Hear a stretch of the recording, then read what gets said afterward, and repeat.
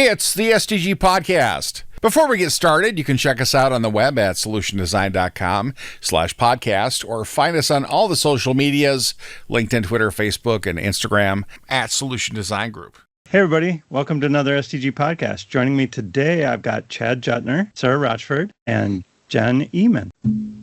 We'll get it right eventually. I'm not doing that again, Peter. That's fair.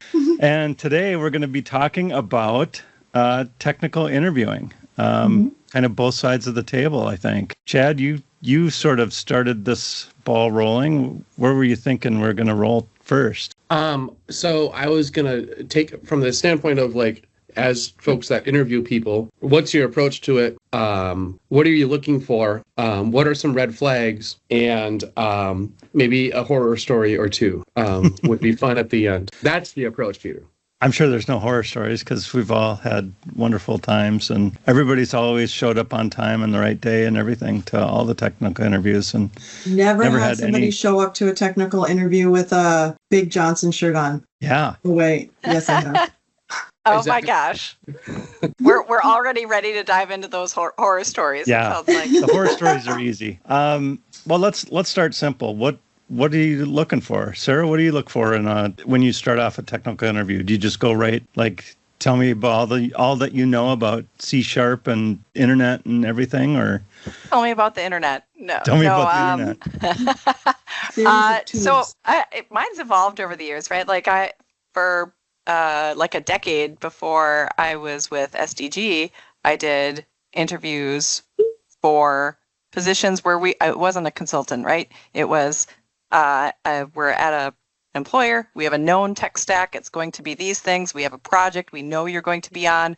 And so for me, those interviews were very focused on, like, are you going to know this specific tech stack and where are the gaps? And yeah, we jump right into, since there'd be several interviews, right? This would be part of a technical, let's just see if they know, where they're at for the stack that we're going to be developing in, the problem space we're going to be solving, right? And but that's kind of shifted for me, going from that environment to being a consultant. It's not like I can say for sure what tools and technologies they're going to be, coding in or working in. Might be C#. Right.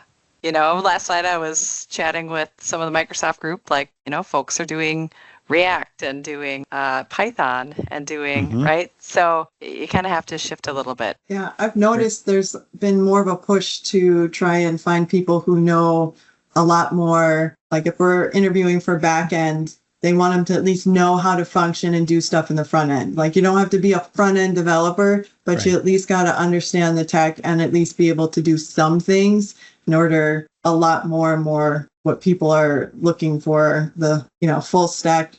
I say full stack because really I feel like a true full stack would do DevOps and that's true full stack. Oh, that is full stack. Yeah. Right. Yeah.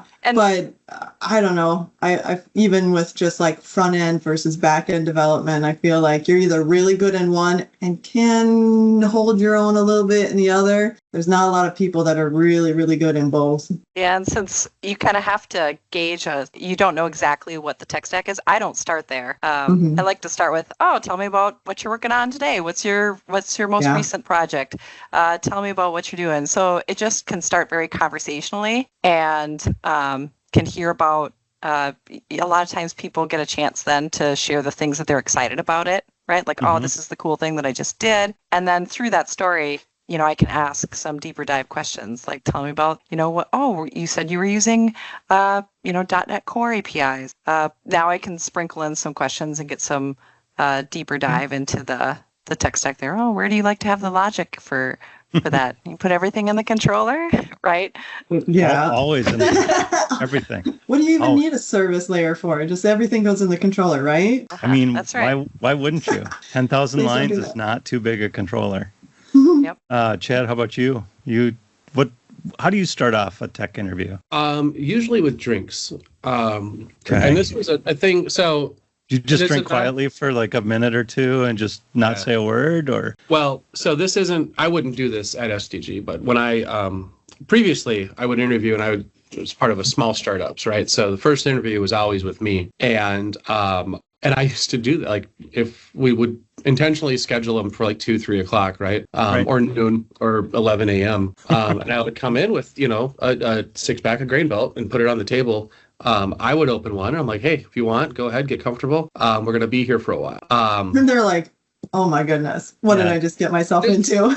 It is and so as an icebreaker, like that is a nice, I mean, what did I do there, right? Like all of a sudden, okay, here's the company culture. This is the guy I'm going to work with. Like, if you're in, you're in. If you're uncomfortable right now, then this probably might, without even saying anything, like, and them taking or not taking a beer does not have any influence on the interview. It's really just, or on, whether I'm going to bring them on. It was really just a kind of an icebreaker and kind of one of those things you can do at a tiny little company. So is that sort of getting at sort of the unanswerable questions? You can kind of like, you can ask questions without asking questions. Mm-hmm. Mm-hmm. Yeah. Harder to do when you're virtual, though. I mean, you could still have a beer, but yeah, he just holds up a picture. And it's another part. Like I've interviewed people for my project, prior to them joining a project, and that's all been virtual. And you're right, that's its own little special set of challenges. But by and large, like, every time I've done it, and I haven't done it for SDG yet, but every single person that I've brought on previously, when I've done interviews, it's been in person. I've been able to pick up on a ton of nonverbal cues, right? Sure. And there's just so much more information to be gleaned by being like right across from a person. You bring up a really good point about that. Like I've done a lot of interviewing before coming to SDG, and since coming to SDG, I've even done interviews for a client because they didn't have, staff to be able to interview for the project, so didn't know how to. So I've actually done the interviews for clients to hire FTEs, and then I've done interviews for SDG, and it really has shifted away from in person and to being virtual, and you really do lose a lot of that. I mean, you can pick up on it if you're paying close attention, but I think seeing somebody uncomfortable tells you a lot about how they handle stress. Yeah, Very and true. also, just for the record, this is the first time ever since I've known her that Jen has said, "You've got a good point, Chad," and I don't think I'm ever going to hear that again. You better mark it on the calendar. It might not happen again. Oh, trust me, Friday the 13th, Freaky Friday. See, that's why. Yeah, everything's going sideways because it's Friday the 13th. We are recording this, so we do have a record. Yeah, you have proof. Watch that. They'll go back and look at it, and that whole part of it will just be a glitch. Like it just, I don't know why that just cut out. So, what about Chad, do you think it would be different if you brought in a 12-pack or a case of grain belt and said this is going to take a while? Yeah. Gosh, I'm trying to think of how I would react if I were the person being interviewed and there was a 24-pack there, right? Like that's you'd be like, what are you gonna drink? Yeah, I honestly, it might be a little bit, but I don't know. I just over the course of time, right? And again, like I'm not going to do this at SDG. We that was a different little culture, completely different set of circumstances, but. I did it often and frequently, and there was a lot of little tricks that just really helped me. Like one of the things I don't really ask questions about the tech stack, not because I'm interviewing consultants, right? It's because they don't get an option. They don't get an opinion on the tech stack, right? Like they don't. So I don't ask specific deep questions about Spring Boot or blah, blah, blah, right? Like I always keep them more freeform, right? And I just have like a handful of things, depending on what level I'm interviewing for. Like I will literally just give them a whiteboard and a marker and say, hey, like let's draw out how you would build a greenfield blog application, right? Like you're going to build WordPress from scratch, right? Like let's draw out what that is and make your technology decisions. And we'll just talk about why that over, different things. And that's a lot more fun because then you don't get a guy just stressing over like, oh, did I get this? Or I'm sorry, I've been trying to say person this entire time. Thanks, Jen. But point it out. Yeah, nope, I knew you would catch me at least once. But then you would get a person that doesn't care less if they've memorized all of the annotations for a service or for a repository for anything else, right? Like you can Google all of that stuff and it's pretty, straightforward. Totally. But if you can describe like architectural patterns and like you guys were saying, right? Like, yeah, don't throw everything in the controller, use a service and what goes on the front end and what stays on the back end. And that separation of concerns is way more interesting to talk about than walk me through Spring Boot from Hello World to, full stack enterprise app. Oh, I completely agree. It was also one of those things that I had to get used to doing interviews for SDG because I wasn't sitting in a conference room with a whiteboard behind me. Right? Because I've had those times too where I'm like, oh, I'd like you to draw up for me, a database. You're going to have to do something all the way from here to there, right? But you can't have that whiteboard. Apparently, they won't let you wheel it in to like the restaurant. When you're conducting an interview over lunch, right? Now that a lot of them are virtual, you've got some options for drawing on a canvas or something, doing something like that. But it has kind of shifted, like, tell me, it became tell me, what would that look like, right? Describe it. Which I've almost found is even more fun because the ability to communicate those concepts rather than just visually in ways other than visual representations has told me a lot too, right? Yeah, for sure. I like that whole idea too of like talk to me about architecture because like you said, tech stack, you can solve the same problem with lots of different things. You can use Java or .NET or, it really can vary depending on the circumstances and what the client's already using or if you're going for an FTE at a place, what they're using, you're probably going to be pigeonholed into whatever it is they're using. So I like, tell me about the architecture part because you really need to understand how to do that part and you can figure out the syntax for the rest of it. And then it also like once they're at a whiteboard and they have like, yeah, I'm going to do, this React thing over here and this .NET layer here and my database is going to be whatever, Oracle or whatever. Then I can actually like dig in and say, hey, what happens over here on the database? Like how do you solve database performance issues, right? In your database of source. Like, do you know what an explain plan is? Like that's where all of the actual technical questions become, you can ask those there. And if they don't know, like I start to lead them on a little bit. But if I really want to hear explain plan from a guy, like I try to get to that question every single interview. And then I also try to get to like, depending on what level they're coming in at, like, what do you know about thread pools and database connectivity, like JDBC pools on the Java side, right? Like, how would you tune that stuff? Like, we get into that, but you start like way, way up here with something that's easily recognized. I love the performance question. So the way that I like to ask that one, I've learned to ask it, is the way that I almost always get it at work, which is the app is slow. So someone comes to you and says, this app's slow. What do you do first? And then as they start going through it, I'll be like, nope, you found out that that's working great, right?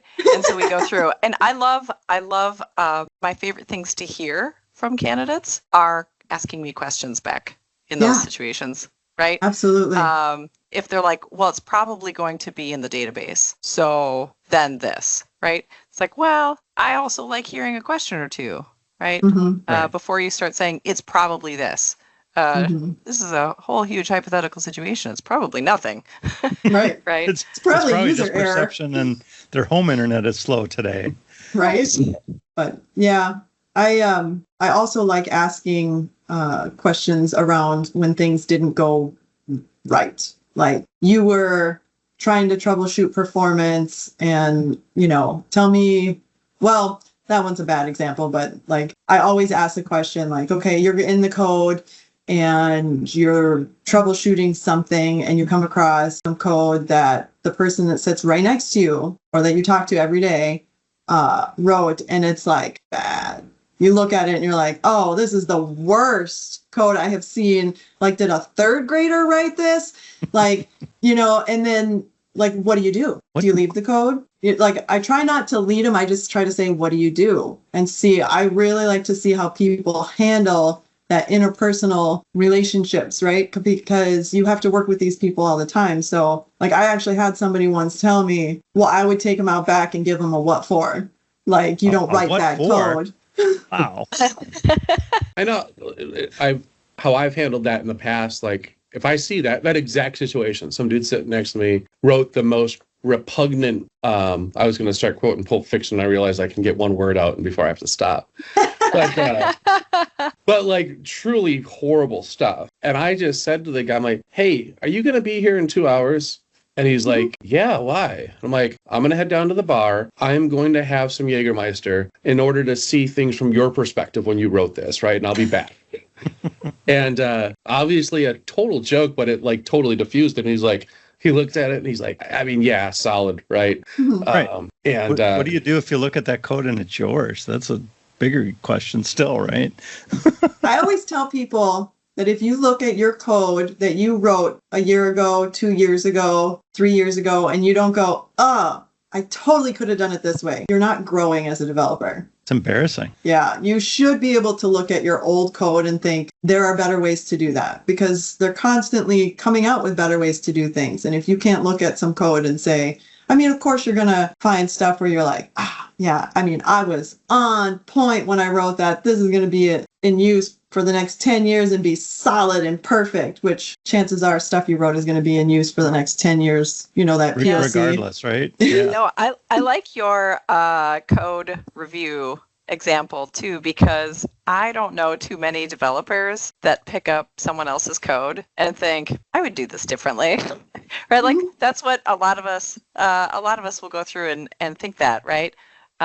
And that question about how do you handle a code review and, you know, what's your approach to it? I think the point about interpersonal skills, because that's something you're going to do all the time, right? All the time you're going to have these opportunities to mentor, junior developers, have opportunities to grow your own skill set. And so being able to, give and receive that feedback is really important for that, right? Right. Well, and I've had times too where I've had to write bad code because of time constraints or business constraints that were outside of my control. And like you do the best you can, but then you're like, well, and I always comment on here, this should be refactored. This is not great. Had to do this because of what? But sometimes people don't put comments in the code to explain that. There's a whole genre of people who definitely do not like comments in code. And so sometimes you don't get that narrative. And so sometimes, really just going and asking the person, what led you to this lovely bit of... And I think that's like my style of interviewing is more to get a personality out of a person than a... Mm-hmm. Like, I mean, yes, there's tech questions and, like I said, the explain plans and the blah, blah, blah. There's some nitty gritty details. But even like all of that stuff can be like learned and taught and developed, right? Right. So anyway, back to the case that we were talking about, that person isn't a good fit for that organization, right? They can still be a fine developer somewhere else, but in your situation, they just don't fit. They just come in, maybe they're too strong-willed. They do things my way or the highway, right? And that developer just isn't going to work. Right. Well, in some cases, there have been places where that's the kind of person they really wanted. Right. They want the go-getter that's going to come in and she's going to lead, and they're going to take the reins and just plow forward.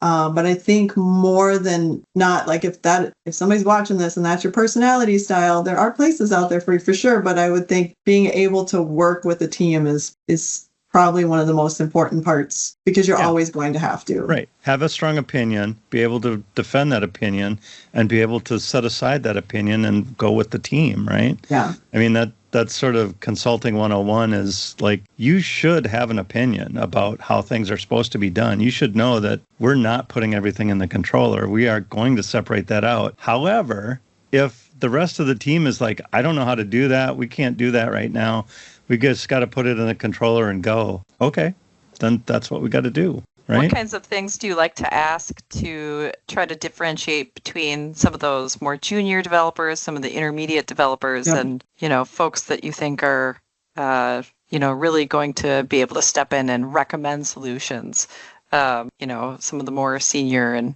architect style roles? Yeah. I think one of my favorite things is when people tell me I don't know and ask me, can you tell me what the answer is? Because that shows, for one, they're willing to admit they don't know, because none of us know everything. And that's okay. Everybody needs to be comfortable and be okay with not knowing everything. Right. I don't And know. for Have you met Chad? Well, I mean, Chad does not count because, of course, he knows everything.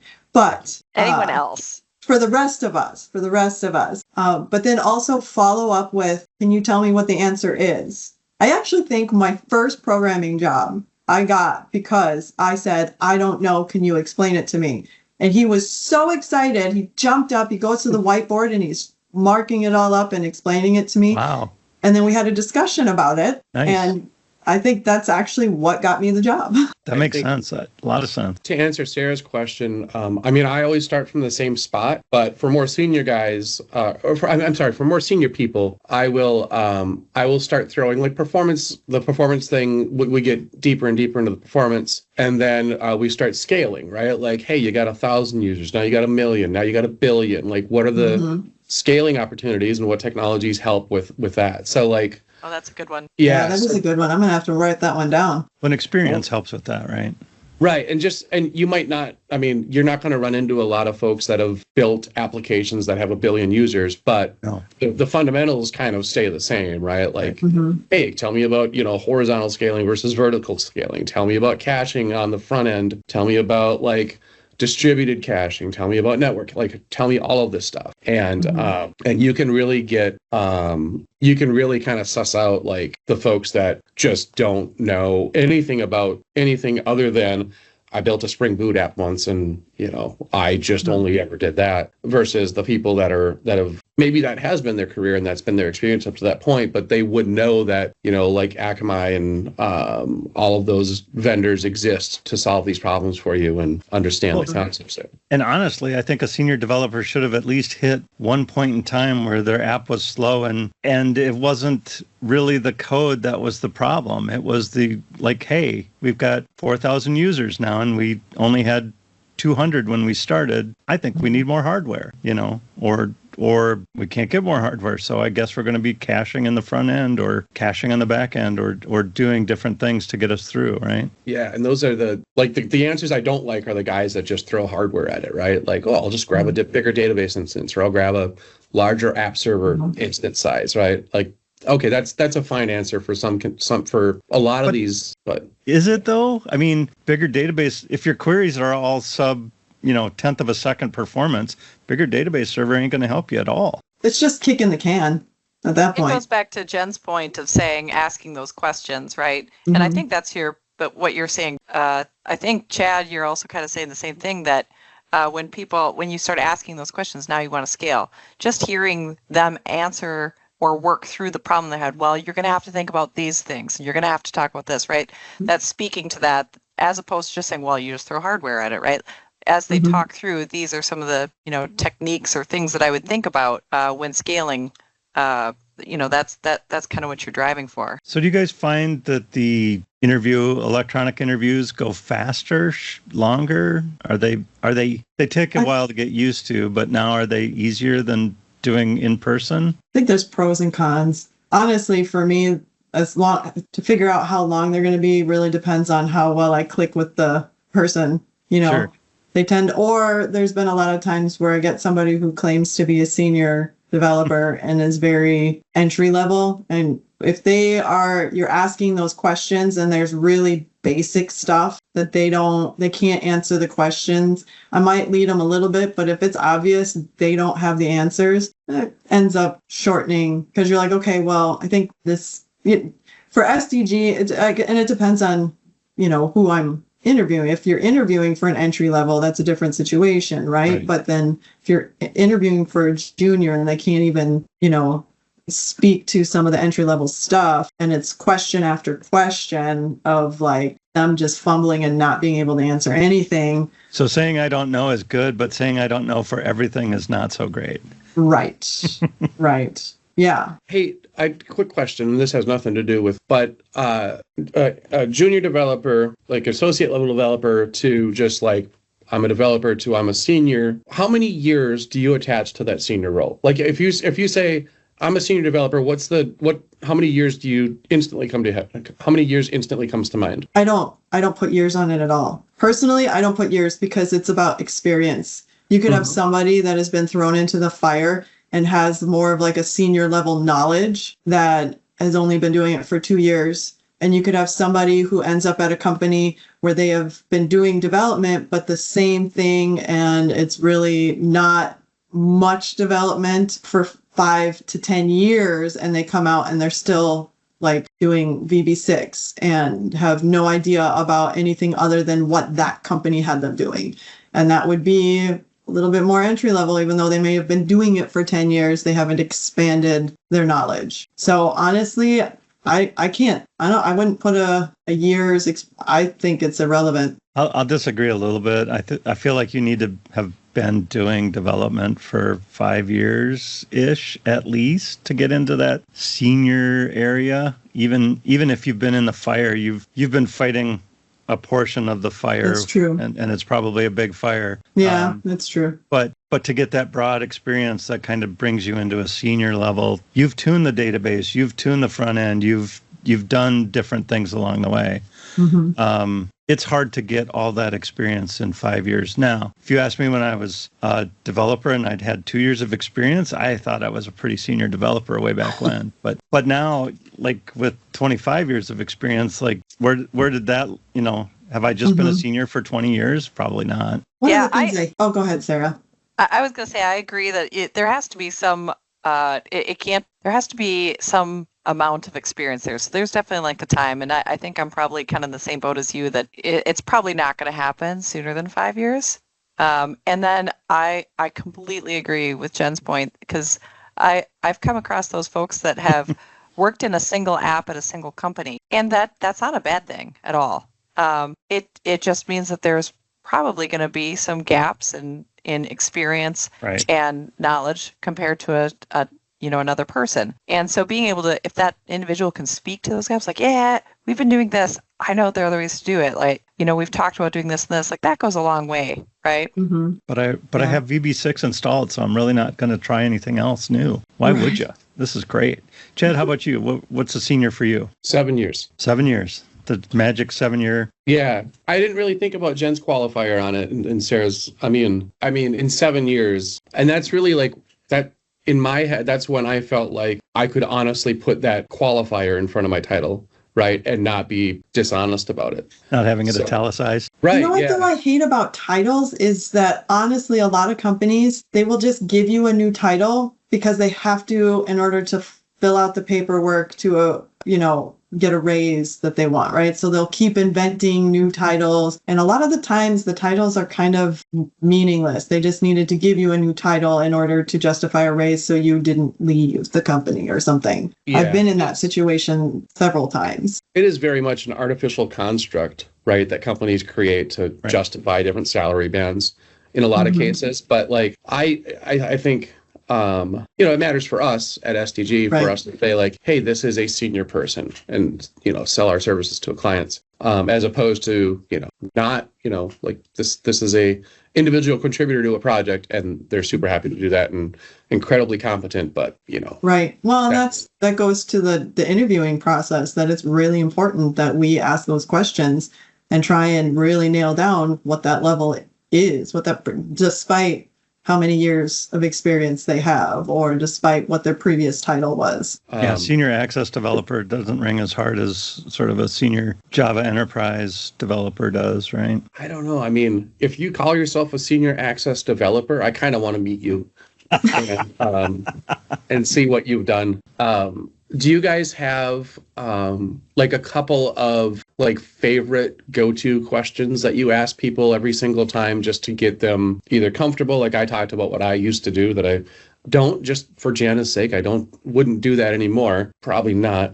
But do you have a couple of icebreaker questions that you ask, or things that you always 100% you just like a go-to question? I always ask what they're currently working on. I think, Sarah, you already said that too, that you asked it, but like, what are you currently working on? And then I always follow it up with, what don't you like about it? Yeah, I definitely follow, I follow that same pattern. What are you working on today? And then if they've, sort of not been in the workforce recently? What were you working on? Or tell me about, your average day that you were working, when you were in the workforce or whatever. Because, there are times that people have gotten laid off and they haven't been working on anything. Sometimes they've gotten laid off and they've been working on stuff that day. So I find that exciting too, right? We'll see if I can talk.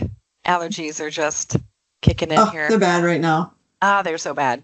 Yeah, I love asking, just getting it started with what do you have going on? What's your most recent project? Tell me what you're working on. I wish I had a really fun question, and I think I know Chad's.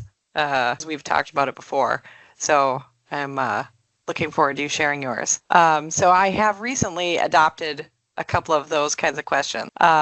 But sometimes when you get into that conversational style, a couple of questions that I often can that come to mind that I've used lately are like, oh yeah, what do you like to do to stay up with some of those latest things that you don't get to work on right necessarily at your job? What do you like to do to play around with that and to learn that on your own, right? So that's one of my favorite questions to ask. I like that too. I asked that once after you and I had talked about stuff. I had asked that to somebody and they were like, oh, I'm really getting into LLMs and I'm building my own. And he just was so excited about it. You could just see the passion and so that was fun. Those are easy. All right, Chad, let's hear yours. Well, no, it's silly. So imagine you're sitting you come into this tiny little office in Northeast Minneapolis, and you're in a conference room. I come in with a 6-pack of grain belt. I crack one open. I start drinking, and the first thing I usually ask people is, "What's the dumbest thing you've done in your career so far?" And they struggle with it. Like initially, like it catches most folks off guard, and you'll get like it takes them a while to like trigger something in their brain that and the things I'm not looking for is like, hey, I made this mistake, but I turned it into a win, right? Like I'm like, no. I want to hear how you screwed up and I want to hear how you fixed it, right? And then we'll start talking about, some of those things. So I do that too. It's a little slightly different where it's just like, tell me about a mistake that you've made. What was the impact and, how did you rectify the situation? Yeah. And it's also a great question for differentiating, I think, in starting to ask it and differentiating the more junior folks from those more senior, because every time when I ask that to a more senior person, like they're almost excited to share it with you, right? Right. That is a good point. Like people who've been in the business know mistakes happen and they're ready to be like, oh yeah, I totally did that. I totally took down the entire system because I forgot to, include my where clause when I select. I mean, that's obviously don't be never done that. Never done that. The worst. But thankfully, answer. there were database backups that day. I have done that. Actually, I have done that exact thing. Updated. That was early on, but updated production data and forgot my where clause when I selected it. And yes, we had to restore the database. Yep.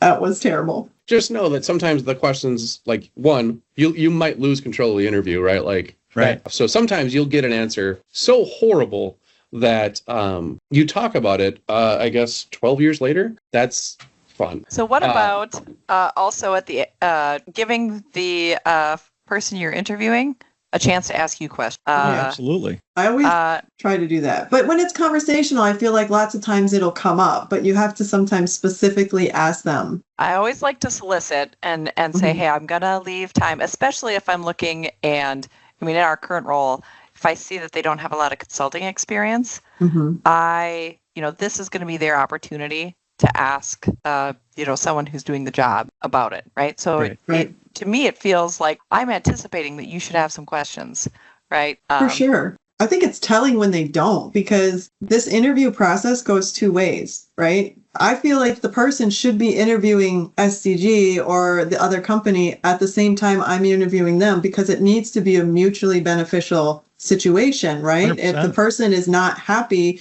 because the culture doesn't fit or because they don't like their, benefits or whatever, not like we discussed benefits a lot, but like if they don't like how things work, specifically coming from not being a consultant to a consultant, it might not be the place for them to be a consultant. And people who don't have questions kind of feels like I'm just trying to get any job and not, and I mean, sometimes that's all right, but I feel like it's they okay should to cast a wide net sometimes. Yes. I feel like that a lot of time questions that they asked me end up being the thing that I provide the most detail back when I'm giving feedback about the candidate, because the next step, if we like person, the next step is usually to meet with, one of the MDs, something like that. So saying like, hey, this person was, really concerned about, they asked a couple of questions about what commutes might be like. They asked a couple of questions, right? So, just kind of highlighting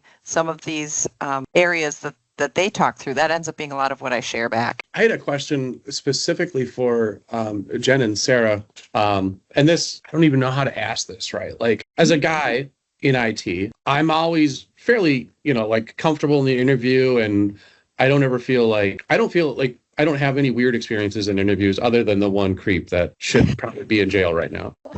As women in IT, do you guys have, what's your experience when they realize, and maybe it's not any different at all, right? Like maybe every single interviewee has progressed socially to the point where I'm interviewing with, do you have any weird stories interviewing men or women where became an issue for them? I would say that it's shifted a little bit. So before I joined STG and did interviewing, one of the companies that I worked at, they would just set up a technical interview. So the person that was coming in didn't know, and we usually did that technical interview as like a team. Like there'd be 3 or 4 of us that would they'd really just set aside a day and be like, we're going to be hiring, and so people are going to be coming in out of the conference room that you're doing a technical interview for. And so they didn't know necessarily who they were meeting with. They didn't see the list. So I had one time there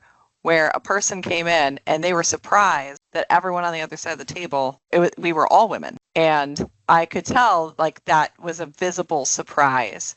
I mean, they rolled with it and did totally fine, but you could just see am I in the right room? Was kind of the you could just see it, right? Am I in the right place? So, and it wasn't bad, but from there on, it went totally fine. I would say the other thing that has been a little funny, when we were doing in-person interviews, we would do them often over a lunch, right? So you'd set up a lunch. And there was a time that someone sat down and, we were having an interview. Again, no problem during the interview, but somebody that they knew walked by and gave that person a double look, right? Oh.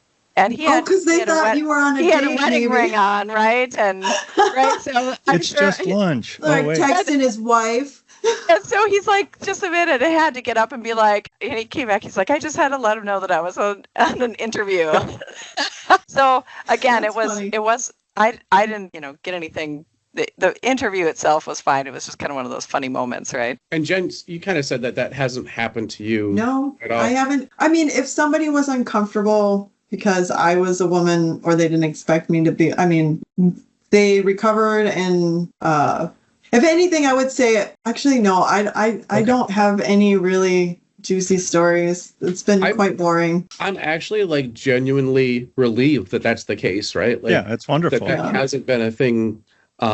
And I can't think of a time when it would have, but I just didn't know if there was a different experience for you guys compared to what Peter and I might do, right? Sure. Well, and I think too, I have a tendency to take control of the situation. I think how you carry yourself can really dictate how it goes. If I'm just not a timid person and I'm kind of extroverted, so I think that part of it people come in and I'm like, all right, this is what we're doing. And I'm like, answer these questions. Obviously they're not going to take over and turn. Yeah, I'm not timid. I'm not I'm asserting myself in those situations just because that's my personality style. So that it might be that's why. I can actually co-sign this because I genuinely bumped into Jen at a Costco in Maple Grove once, and within 30 seconds she's like, I will pile drive your ass.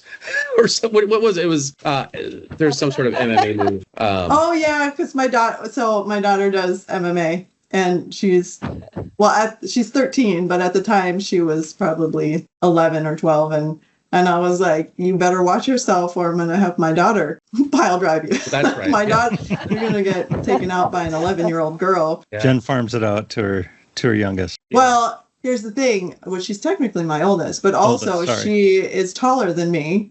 Oh. And she is stronger than me. And no, she's got this. She's got that. Nice. Yeah. I behaved right after that. I think I put you, I think I may have put you in a headlock at some point, actually. Yeah. Rings a bell. I don't know. He tried to block out those memories. So do you guys ever long for in-person interviews again? Yes and no. The ease of doing it from home is nice. And I have younger children, and so it really makes it a lot easier to be able to fit it into the schedule, especially when you're trying to fit it in with billing and consult. You know, I'm out at a client and I have to make time for it. It makes it, but I do miss in person. I guess I do miss it if I really think about it. I miss being able to just sit there and see how they react to the stuff, see those physical, you know, if they're getting uncomfortable, are they fidgeting, or if they're like getting really excited about a topic because they're really passionate about it. I mean, you can get some of that on camera, but yeah, I guess I don't know about long for it. Like I guess I feel like it'll work either way. If someone were to say, they'd like to do an in-person interview, I'll be there. When there was a time where we were doing them kind of a lot, like we were doing a lot of hiring at one point, and those in-person ones, to Jen's point, like it was because I was at a client, so there'd be a lot of driving to have a half hour to meet them, half hour back, hour for the interview. That's 2 hours. Pros and cons. Yeah. I do really like the in-person. I do. So, if someone said, let's make this an in-person interview, I would for sure be in. Nice. Chad? Yeah, I've really mostly done in person. And yeah, I mean, if I start doing that again, then yes, I would very much prefer it be in person.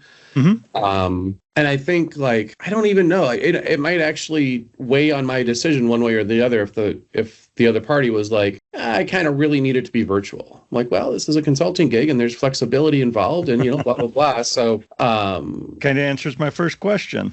Yeah. A tiny bit, right? Because we do have a lot of remote folks, and sure, I guess it's fine. There's no guarantees in life, though. Yeah, but I mean, there was a period of time where a previous gig, we wanted to hire a bunch of people rapidly, and so I just spent almost all day, like Sarah's saying, like I spent almost all day in a conference room interviewing.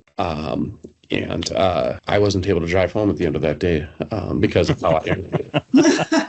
Because of your opening. The opening act, yeah. Opening act, huh? And then all of a sudden you're like, these are not my shoes. Whose shoes am I wearing? You've heard that story already? Well, a fun story about that day, the guy that, the last interview of that day, and the guy noticed, he's like, is this, I must be like one of your, your fourth or fifth interviews. And I'm like, I didn't know. He's like, well, I'm imagining you do this same song and dance. And then, and so I'm like, oh, that's well observed, sir. Right for observant. Yeah. And yeah, we hired the dude, and he's one of my good friends still. So nice. It's great. So culture fit found and successful, right? Yep. Yeah. All right. Well, I think we're ready for anybody have any final thoughts on tech interviews for folks out there. Don't be afraid to interview the other person as well and ask questions. And don't be afraid to say you don't know. Even if you don't know the answer to every question, I'd rather you tell me I don't know than you try to fumble through it and I know you're wrong. But do be afraid that Jen's daughter will pile drive. That's right. Yes. Nice. Chad, anything for you? I mean, my biggest goal is always to make the other person as relaxed as possible. And I try really hard. I mean, yes, there's some core tech skills, but it's easy to develop tech skills. It's harder to develop personalities. So I go really hard on a cultural and a personality fit. And that's, I mean, if you can develop some questions and techniques for sussing that out in an hour interview or 90-minute interview, I think you're going to find much better. You're going to have a lot more success with the folks you bring on than somebody that will eventually just be a problem. Yep. And I'd just like to add, be honest, be open. You're there to fit in, right? And if you don't fit, nobody's going to be happy that you're there. Most of all you, right? If you've gone into a place that you're uncomfortable. All right. Well, I guess it's time to say goodbye, everybody. Goodbye, everybody. Solution Design Group is a digital product consultancy in Minneapolis. Check us out on the web at solutiondesign.com or look for us on Facebook, Twitter, LinkedIn, and Instagram at Solution Design Group.